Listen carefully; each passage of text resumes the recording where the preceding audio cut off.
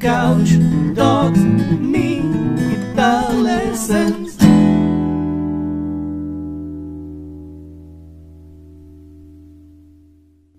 Hey there, Lick and Riffers, how are you doing? Welcome to another awesome lesson right here on Lick and Riff, in which we're going to dispel the mystery around guitar scales and modes.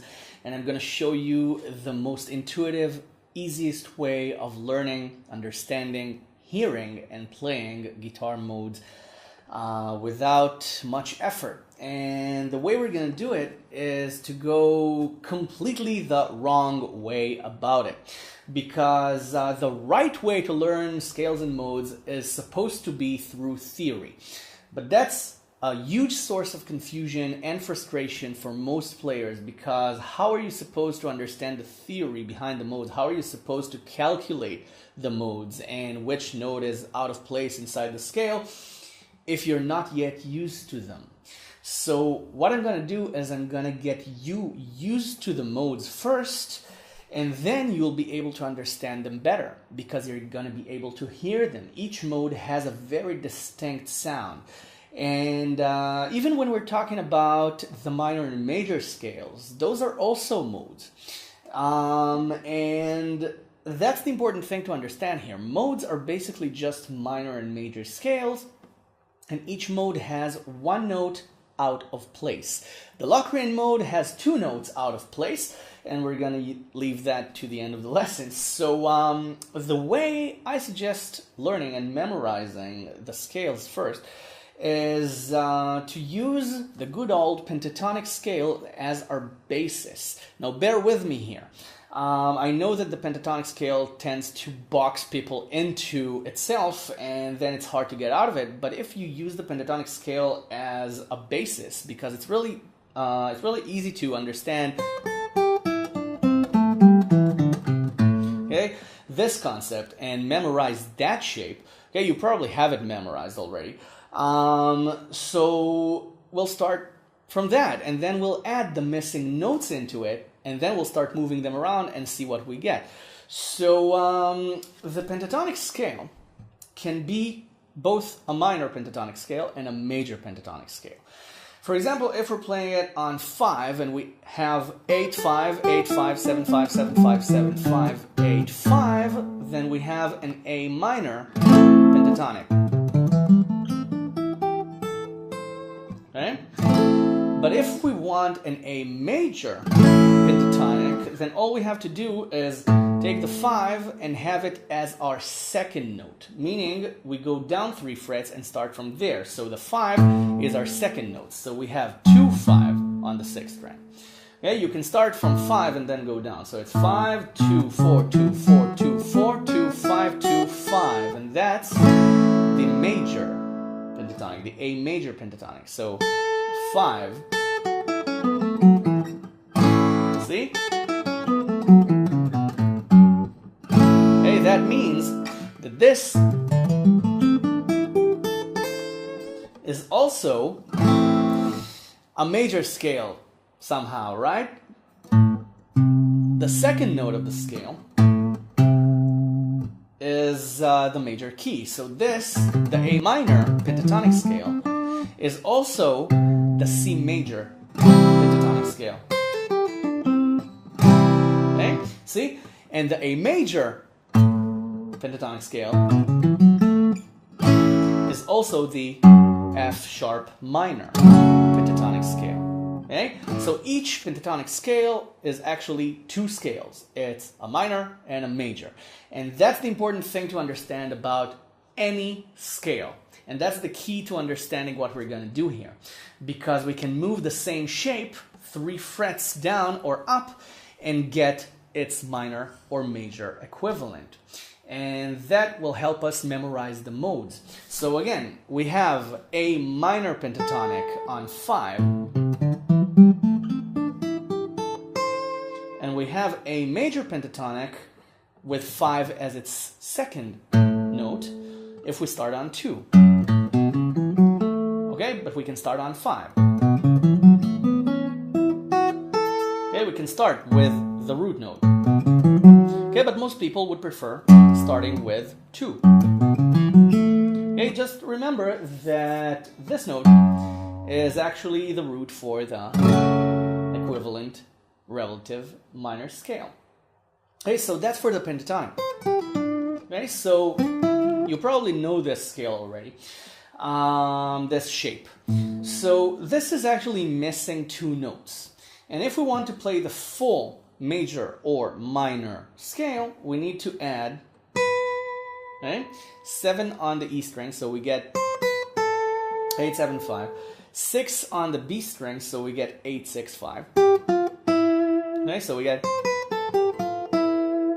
and 4 on the third string, so we get 7, 5, 4. Okay, we also have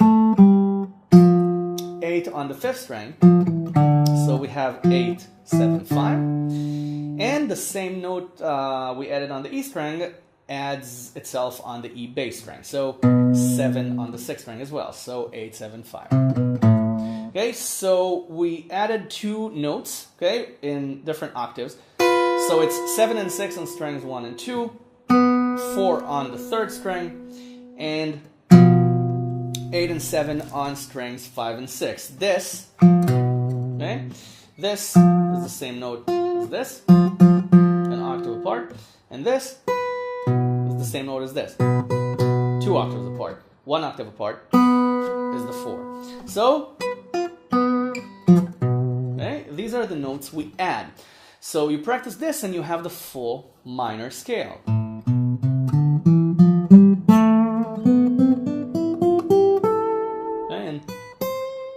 Okay, so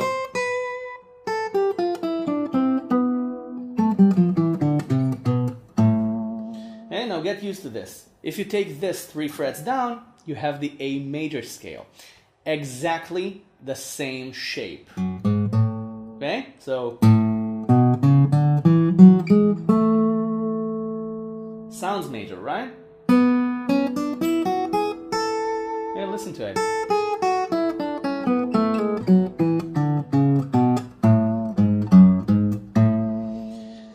A minor.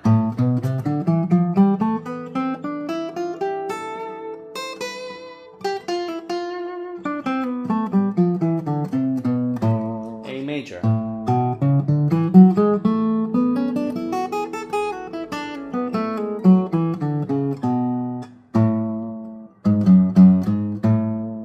Okay? And of course, this is also F sharp minor and C major. And F sharp minor. Okay, so you see how by adding the missing notes you get the complete scale, you get the full scale. So practice this, okay? If you need to practice this, stop the video and practice this, because you need to learn to hear the difference between minor and major. Okay, and you don't have to run over the scale all the time. You can create music right away with it. Just play the notes out of sequence.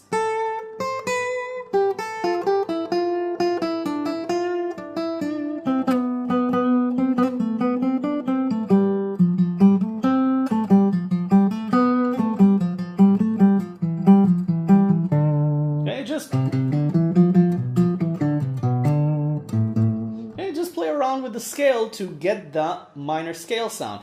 Then do the same thing with the major scale.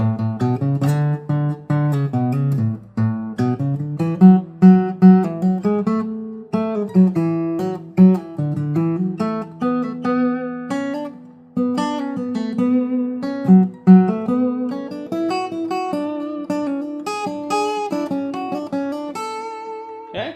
Just invent your own little melodies out of it. Just make sure you keep a good rhythmic sense, and if you have a nice groove, then the music will practically create itself as long as you just use the scale notes. Trust me, it works. And that way you'll also make your first steps in improvisation, which you might enjoy and like, and I have a full playlist for soloing and improvisation playlist, if you like. So it's highly recommended. That way you train your ear as well as your fingers. So once you have your major and minor scales, all you need to do to hear the modes is to get notes out of place.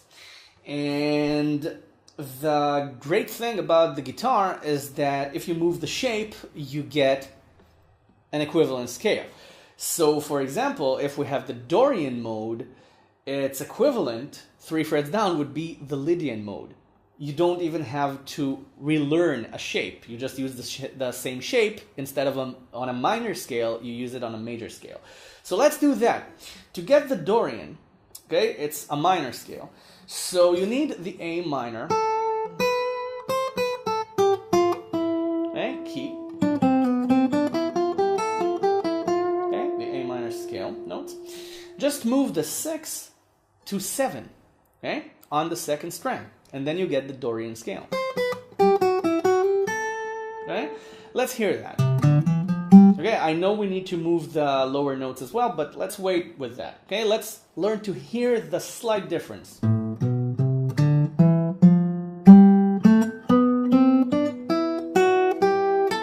Okay, instead of you have, suddenly you have a major sound instead of the minor sound.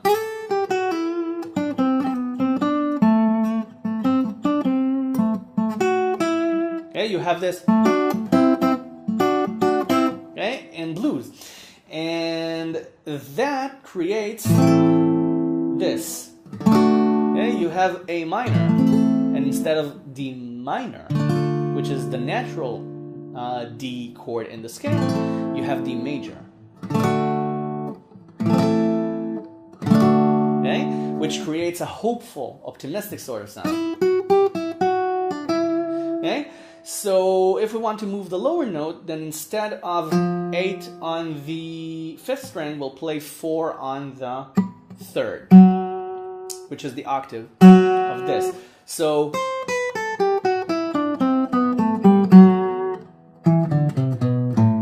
okay, and you get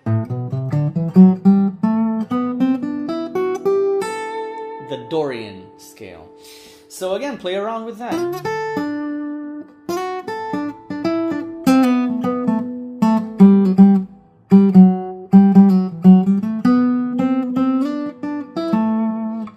And if you like, just put an A minor D vamp in the background if you have a looping device. Okay? Okay, and okay, you see how you get one note out of place and it's still a minor scale, but it's now a Dorian scale. Let's take this 3 frets down, and we'll have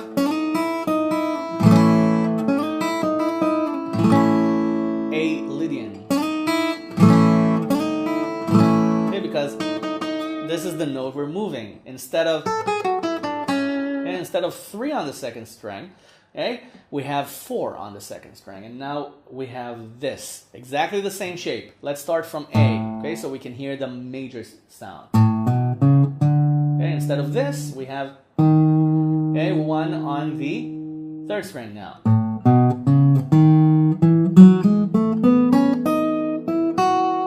Okay, so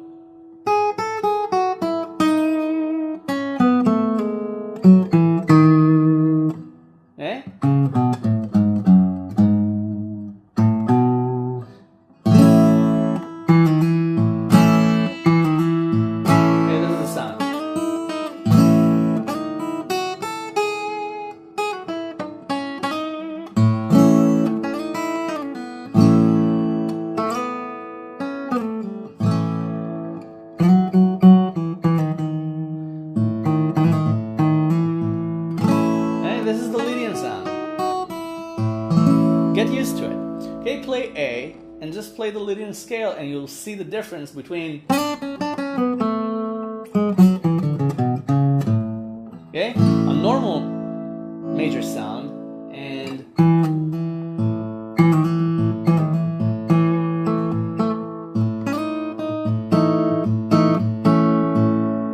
a Lydian sound. Now, after you're you're done with the Dorian and the Lydian, you'll want to try the Phrygian and the Mixolydian. Let's go back to the original shape. Okay, this one. Okay? You'll want to take the 7 on the E string down to 6, and then you'll have this. Okay? Now this might immediately sound familiar, it might sound Spanish to you, and that's right, because in Spanish music you have the Phrygian scale. Okay? So that's probably the easiest one to recognize right away. And because we moved the 7, we need to move the 4 as well, so instead of 4 on the 3rd string, we'll play 8 on the 4th. So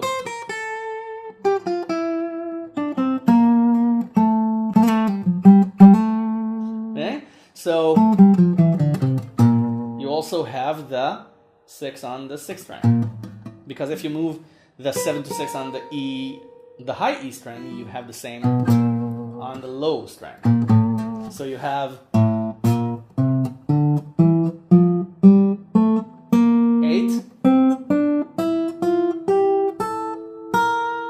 okay?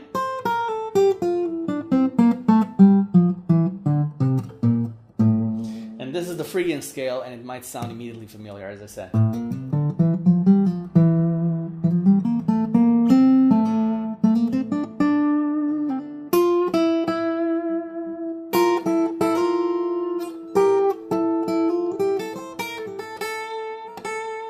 Okay? Same thing, 3 frets down, is the Mixolydian scale. The Mixolydian gives you A7. Because you move, okay, you move this, the major 7, down to a minor 7, and this gives you the tension chord, you know, the basis to all tension and dominant chords, the 7th chord, okay, A7. So that's the Mixolydian scale. Okay, so let's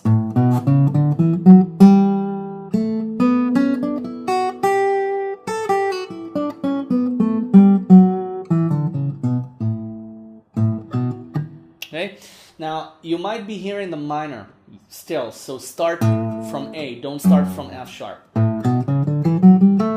Okay? Okay, it has a different ending. Instead of a pleasant ending, you have a strong ending, because that's the 7th.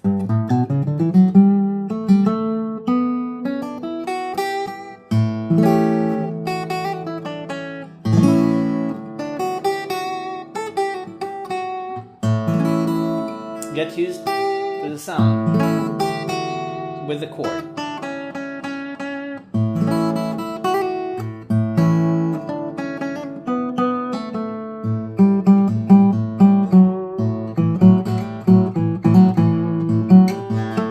Instead of the pleasant major 7, you have a challenging sound. Okay, the strong dominant 7 sound. Okay, so that's the way to hear that. And believe it or not, we covered most of the modes. Now, you know the blues pentatonic scale, I hope. If not, this is it. Okay, using the flat 5. It's the pentatonic scale, adding the 8 on the 3rd string.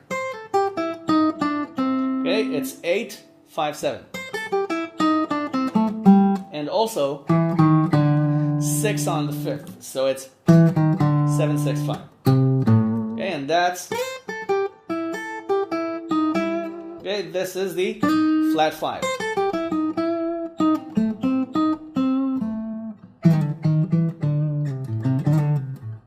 Okay, and this is also a sound you need to know, so if you don't know it, know it. It's one of the most important sounds in modern music, the flat 5. So add it to the pentatonic first.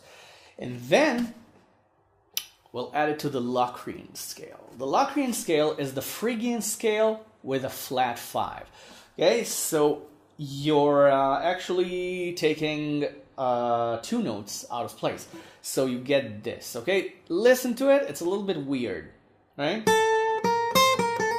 Okay, the Phrygian.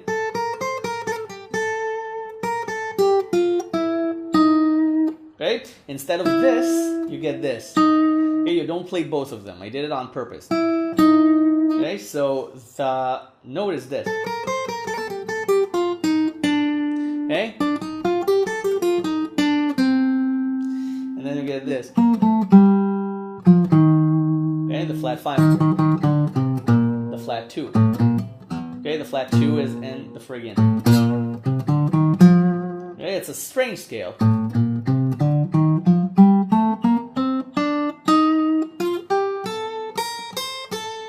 Okay? And this kind of corresponds with the minor 7 flat 5 chord. Okay, the half diminished chord.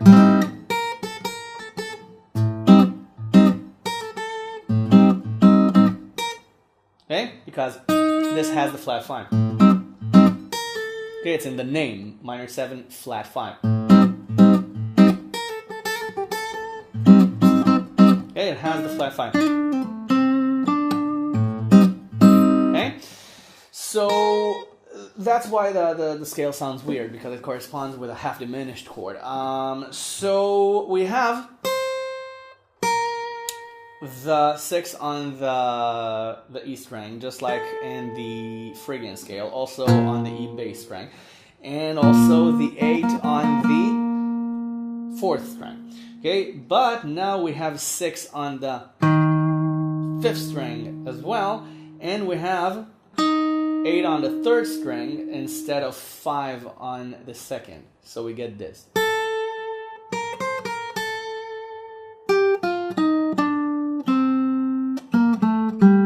Okay? Remember, 8 on the 4th string instead of the natural 4 on the 3rd string. So, okay?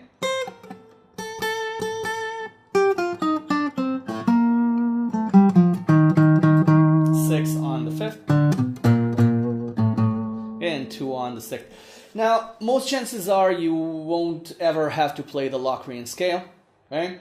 Now, all the rest of the modes have a very distinct sound, a very strong characteristic, a very strong character. The Locrian mode is a jumble of notes. That's what it feels like at first. So, again, take your time, scale by scale, okay, and shape by shape. Learn to hear the characteristics. Learn to hear the difference between the minor and the major. To first add the notes, and then take one note out of place for each respective mode. Learn to hear it and play around with it. And hopefully this solves some of your modal problems in getting to know the sound. And what about the rest of the neck, you ask? After you learn to hear the scales, to hear the characteristics of each scale, the colors of each scale, the change, in each scale, after you learn to hear the colors, it's actually really easy to find it around the neck, because if you know the minor scale all over the neck, then you already know that you can transpose it 3 frets down for the major. If you have the major, then you can transpose it 3 frets up for the minor, and then you just hear which note to move. And I know what some of you are saying, yeah, right, I will hear what note to move, but that's how it works. If you hear this, then you'll know when this note comes up, okay, if you learn to recognize the Lydian note. And if you hear the Mixolydian note, the 7th note, it's actually pretty easy to find it around the neck. It's the 7th of the key, Okay, it's a dominant 7. It's not called a dominant for nothing. It's dominant. It's a dominant sound, so you can find it anywhere. So that's your lesson. So thank you for watching, and subscribe to the channel if you haven't already. There's a ton of lessons already here, and I upload regularly, so come join the Lick and Riff community. Everything is for free, of course, completely for free. But if you want to give something back anyway and help around with making these lessons, making your guitar education, then you can use the link in the description and go to the Patreon page and pledge whatever it is you want to give back. And I thank you in advance for your generosity. Or you can donate a one-time donation via the donation button on the Lick and Riff website. Either way is fine, and I thank you in advance. And thank you very much for watching. Bye. Enjoy.